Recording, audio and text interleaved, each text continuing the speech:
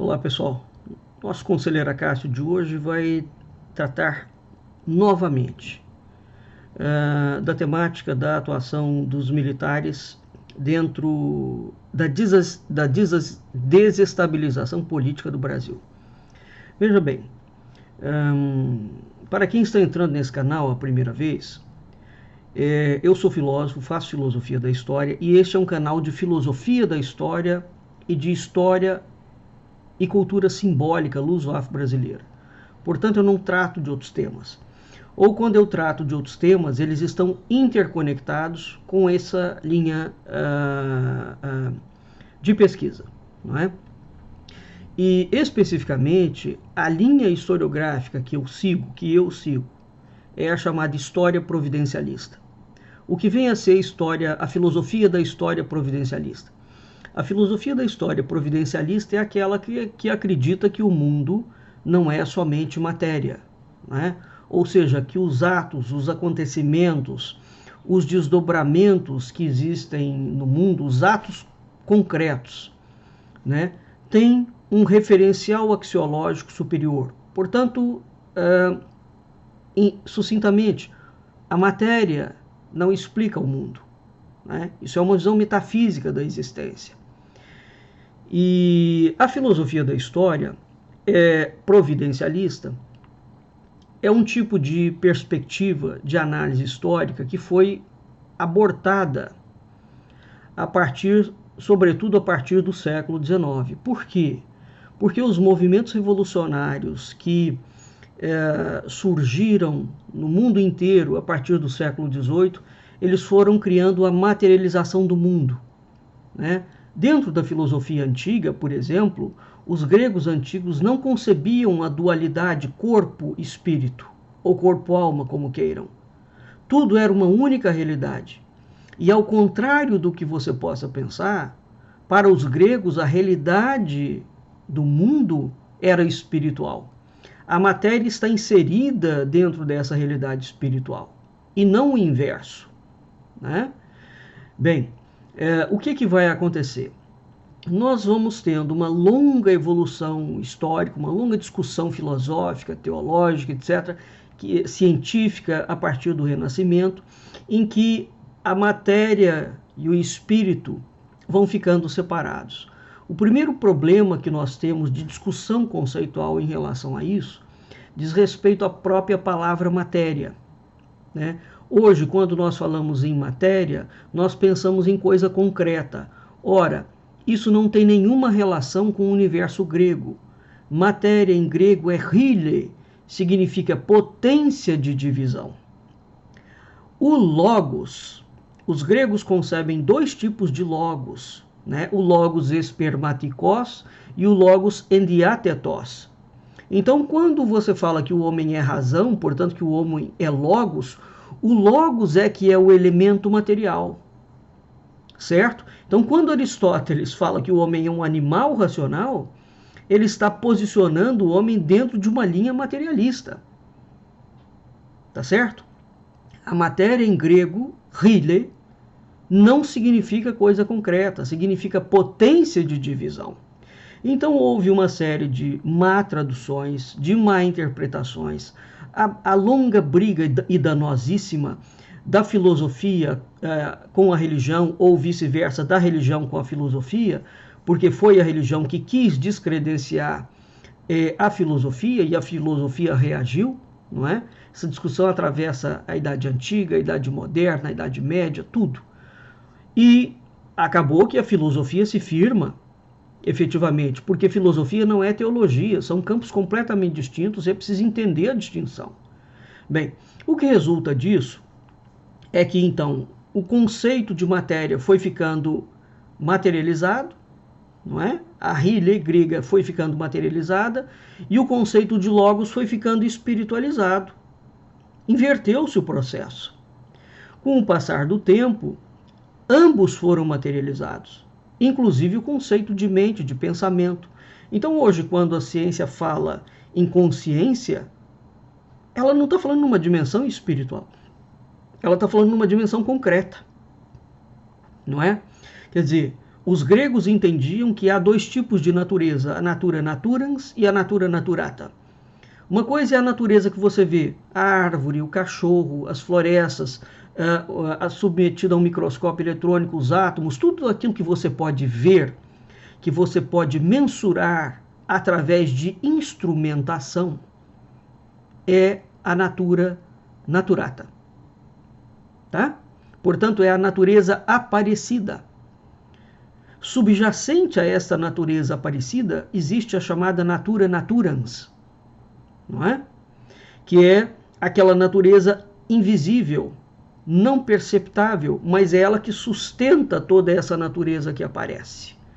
Portanto, nós estamos falando de uma dimensão além da matéria, ou seja, aquilo que sustenta a dimensão que aparece, vamos dizer,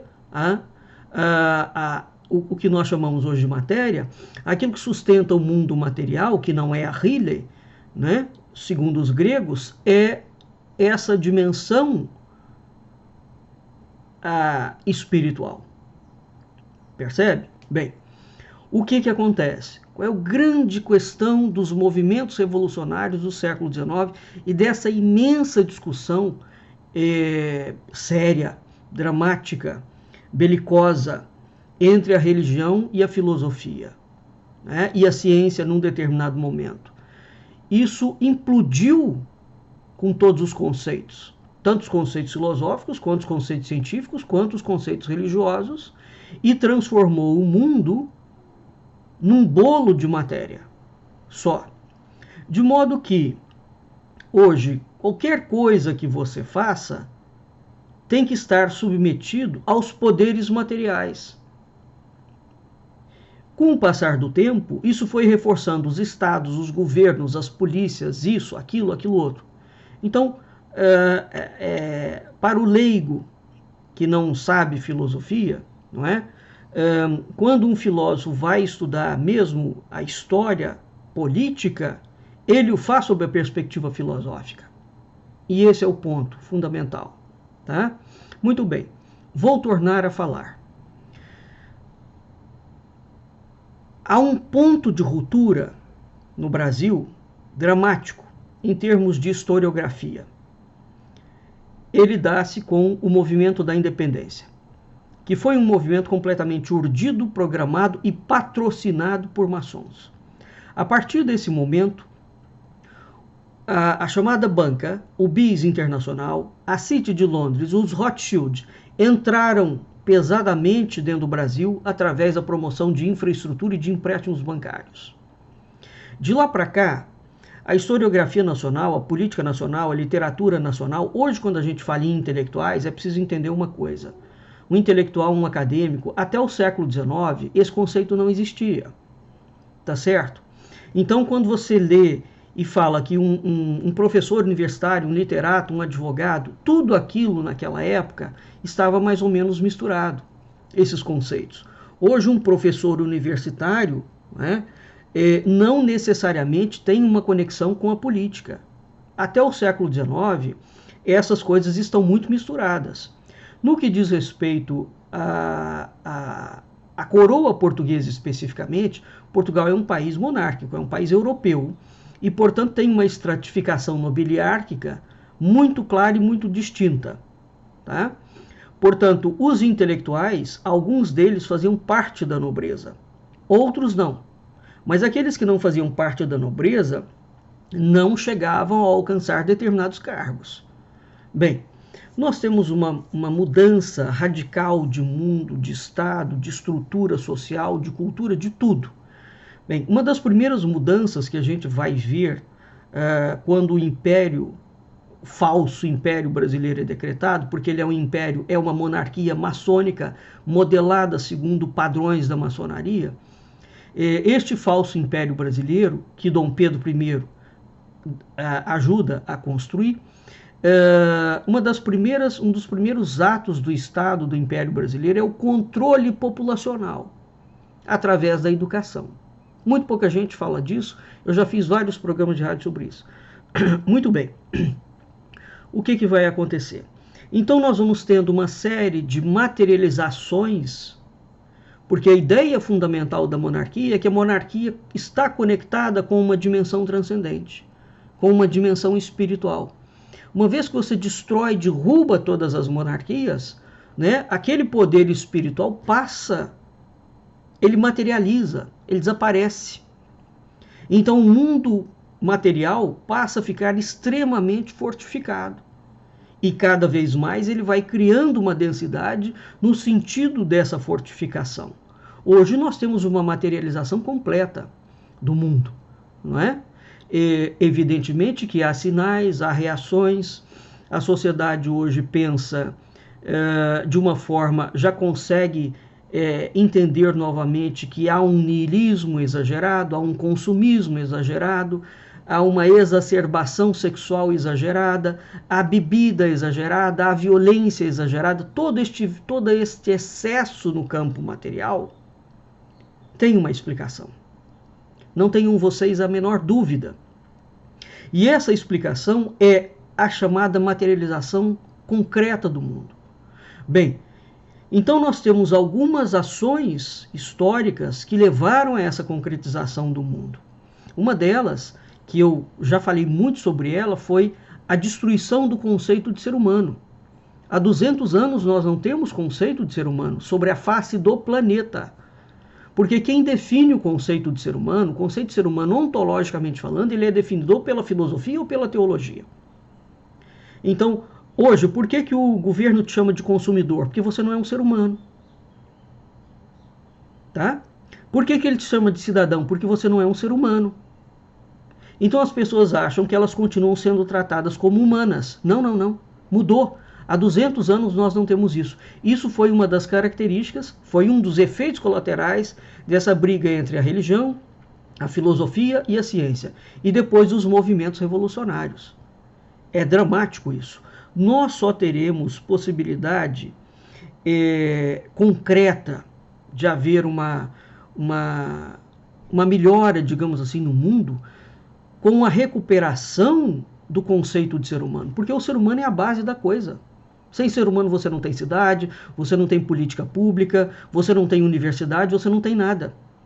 Não é? Por outro lado, a gente tem a hiperciência avançando, misturando homens, o corpo biológico humano, com minerais sintéticos, com animais, com vegetais, é a chamada hiperciência. Já falei muito sobre isso também. Né? Isso tudo são matérias de discussão de ontologia. Tá? Discussão de ontologia. Quando eu analisei a formulação de DNA que a ONU deixou escrita, a ONU alterou o código de DNA humano, como se ela pudesse fazer isso. Não é? Então, aquilo que hoje está como regra, regendo os grandes laboratórios do mundo, não é mais o DNA humano, é outra coisa. Bem, o que isso tem a ver com o que a gente vai falar? Bem, tem tudo. O Brasil foi mergulhado num pensamento revolucionário, materialista, desde o século XIX, através da maçonaria. E o Brasil de lá para cá vem mergulhando cada vez mais num materialismo cada vez mais claro. Tá certo? Bem,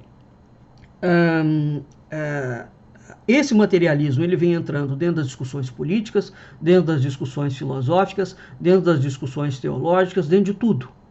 Né? Porque há, de fato, um movimento que ganhou terreno, ganhou mesmo. Né?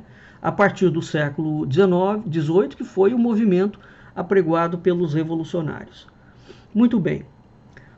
O grande elemento no Brasil, o grande elemento desestabilizador e materializador do Brasil, com as consequências mais nefastas que existem, chama-se Exército Brasileiro.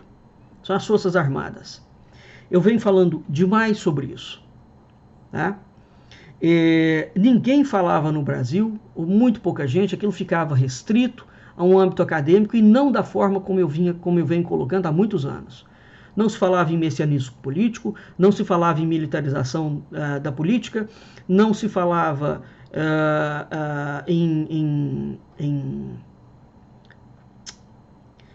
na ideia de que o Brasil não foi colônia de Portugal. Não se falava na importância da revisão histórica da documentação no que diz respeito à atuação da coroa portuguesa, não se falava que a independência brasileira foi um golpe de Estado da maçonaria, não se falava tanto da maçonaria. Pois muito bem, eu fico satisfeito porque toda essa temática está sendo discutida, não só voltou à baila, né, não só em razão dos vídeos que a gente tem feito, né, e nos nossos programas, mas hoje tem muita gente falando sobre isso. E o meio acadêmico, inclusivamente, foi obrigado a voltar a falar sobre essa temática. Tá certo? Bem, então veja, por que é importante falar sobre isso? Porque todos esses temas trabalham em conjunto. Desde o século XIX, nós temos linhas historiográficas, linhas políticas, linhas culturais que estão absolutamente convergentes com uma linha de revolução que foi aberta no século XIX, né, 18, 19, aprofundada no XIX, e no século XX, no caso brasileiro, ela foi institucionalizada. Tá certo? Eu já, inclusive, falei quais são essas 4 linhas historiográficas. Já escrevi artigos sobre isso. Quem tiver interessado, que procure. Pois muito bem. O que está acontecendo agora no Brasil? Qual é a importância de nós falarmos da militarização da política? Toda. Porque é através da militarização da política que esse processo nefasto de revolução dentro do Brasil vem sendo conduzida via militares. Nós temos uma conjugação espúria, uma aliança sórdida, criminosa, bandida, desde o século XIX, entre sociedades secretas, militares e oligarquia e o sistema financeiro. Tá? Desde o século XIX, o que acontece? Ora, uma parte da oligarquia brasileira se junta com os militares, que têm o apoio de sociedades secretas e que têm o apoio de bancos, do sistema financeiro internacional e do sistema financeiro nacional. Eles conduzem o país e vão formatando o país segundo a agenda internacional que é seguida pelos movimentos revolucionários, desde o século XIX. Quando nós olhamos a história política brasileira, ela tem um eixo ao redor do qual as coisas giram. Nós não temos a menor condição de estudar a história política brasileira se nós não colocarmos os militares no centro desse eixo. No centro desse eixo. Veja, você pode pegar qualquer país do mundo e tentar fazer um paralelo. Qualquer país do mundo. Vocês não vão encontrar o que aconteceu, o desenho de Estado que foi projetado no Brasil. Não existe. Tá? O desenho de Estado que foi projetado no Brasil é o seguinte. Desde o século XIX, os militares, forjou-se um esquema que os militares tutelam a República. Isso é gravíssimo, sabe por quê? Porque significa que eles estão acima da Constituição. Você pode pensar, mas os políticos são corruptos. São, e daí? A política é um terreno exclusivo de civis. Ela não é um terreno de militares. Isso é desvio de força. No mínimo, para você ter um entendimento básico da problemática disso, é o seguinte. O militar tem tanque, tem avião e tem navio. Quando ele se mete na política, militares não conversam com civis. Eles têm um completo desprezo pelos civis. Sobretudo os militares brasileiros. E, além de tudo, são tacanhas. São estúpidos mesmo, são burros. Tem uma ou outra exceção. Né? Muito bem. Quando os militares se metem em política, se você não concorda com ele, ele usa a força da arma para te calar, para te prender, para te perseguir. Em nenhum país sério do mundo, nem os Estados Unidos, que hoje, veja, há muitas décadas, os Estados Unidos são o maior exército do mundo, a maior força armada do mundo. Não é? Nos Estados Unidos, por que os militares não se metem em política? Vai dizer que não tem corrupção nos Estados Unidos? Tem demais. Então, o que está acontecendo no Brasil desde o século XIX? essa conjugação espúria de militares, sociedades secretas, banqueiros e a oligarquia nacional, eles só pensam nos seus projetos de poder. Eles não têm nenhum projeto de nação. Nunca tiveram. O projeto que eles têm é para deixar a eles cada vez mais poderosos, subjugando a nação, subjugando a população. Então, muita gente pergunta, mas quando é que o Brasil vai ter jeito? Quando quebrar essa espinha. Ao longo da história, nós temos uma larga corrente de historiografia brasileira que recusa-se a falar e a mostrar que o problema do Brasil, um dos grandes problemas do Brasil, reside exatamente na militarização da política. Porque os políticos brigam entre eles, os bancos brigam entre eles, as oligarquias brigam entre elas, e têm parceria com uma parcela dos militares, os militares intervêm na política, tira aquele grupo que está dominando a política e insere o grupo deles. Aí eles brigam, entra os militares de novo, ajuda a tirar aquele ali, e assim é a vida nacional brasileira. Não tem desde o século XIX, outra atuação. Outra. O Brasil não se desenvolve, o Brasil não cresce, o Brasil está sempre um país dentro de um atraso incomensurável. Eles não resolvem o problema de fato da corrupção, porque a corrupção é exatamente o mote para que um grupo possa brigar com o outro. Então, quando eles estão descontentes, eles lançam um mote. Tem duas palavras-chave, desde o século XIX, que os militares usam para desestabilizar o poder político. Os comunistas estão oferecendo perigo e os políticos roubam. Ao mesmo tempo, eles foram criando para eles têm um departamento de propaganda e marketing, muito pouco se viu, sabe? Que vem uma coisa completamente ilegal, fora da função institucional, que vem trabalhando a imagem das Forças Armadas junto à população brasileira, para que a população brasileira ache que as Forças Armadas são uma corporação, uma força muito boazinha, que não é corrupta, que só pensa na nação. Nada disso, eles são corruptos, não pensam em coisíssima nenhuma na nação e não têm nenhum projeto de poder da nação. E mais, eles não podem atuar dentro da política. O que nós estamos vendo hoje no governo do Jair Bolsonaro é uma das maiores ilegalidades, é uma das maiores bandidagens. Sob a minha perspectiva, é a maior bandidagem que, desde o século XIX, que o exército brasileiro fez contra a nação brasileira. Nós nunca tivemos algo no gênero que foi desenhado. Muito bem, eu vou deixar um link aqui para vocês lerem, de um antropólogo que é um dos especialistas em ações militares, Piero Leiner, da Universidade Federal de São Carlos, vem fazendo, ele deu uma entrevista para o UOL agora, em junho, no dia 7 de junho, ele vem fazendo uma série de vídeos no canal do Duplo Expresso e vem escrevendo artigos e se posicionando sobre essa questão da militarização da política. Veja, os militares brasileiros, ao contrário do que tem dito a mídia mentirosa para vocês, os militares são o governo, tá? O Bolsonaro é que é um projeto deles, é o inverso, tá certo? Então, este é um governo de militares, para militares e por militares. E por que eles escolheram o Bolsonaro? Exatamente porque o Bolsonaro é o homem-bomba deles. Tá certo? Então, os militares não embarcaram no governo com o Bolsonaro. O Bolsonaro é que embarcou no governo que é deles. E é o homem-bomba deles. Por que o Bolsonaro foi colocado lá? O Bolsonaro foi colocado lá exatamente para terminar de implodir com as instituições nacionais.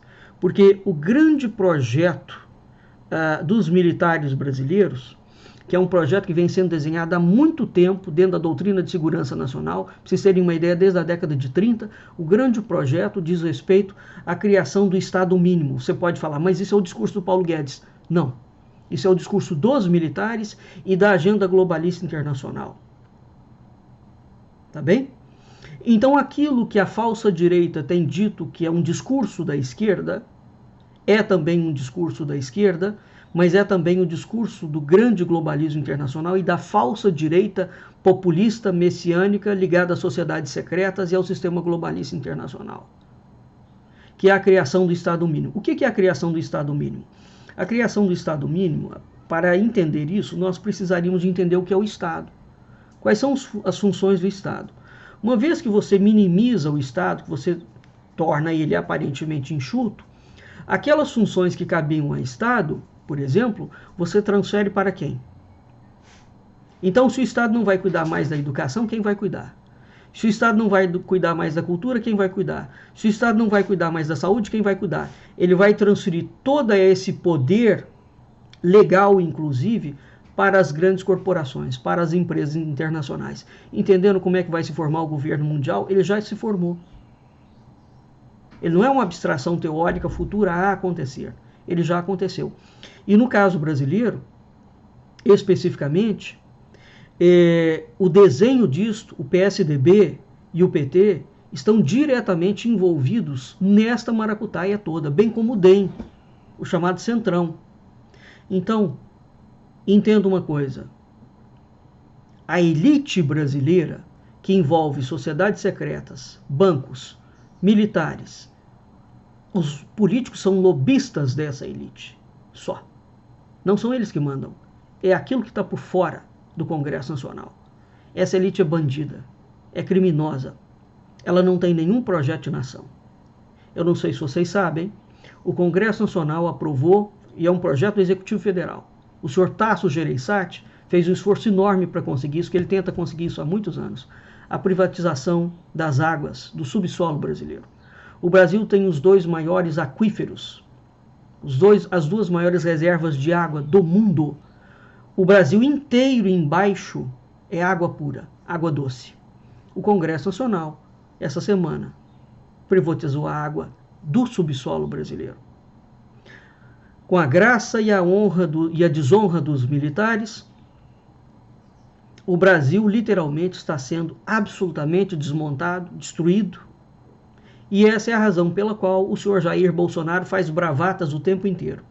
E a mídia só foca nas bravatas e nas patifarias que ele faz, nas briguinhas que ele faz. Sabe por quê? Porque enquanto a mídia está focada nas briguinhas e nas patifarias que ele faz, por trás o pau está comendo seco dentro do Congresso Nacional. Tem 70 projetos de lei, eu já falei sobre isso, encaminhados dentro do Congresso Nacional, para transformar o Brasil num Estado militar policial. São os militares que vão vender o Brasil, e já venderam, para o globalismo internacional. Não é o PT. Até mais.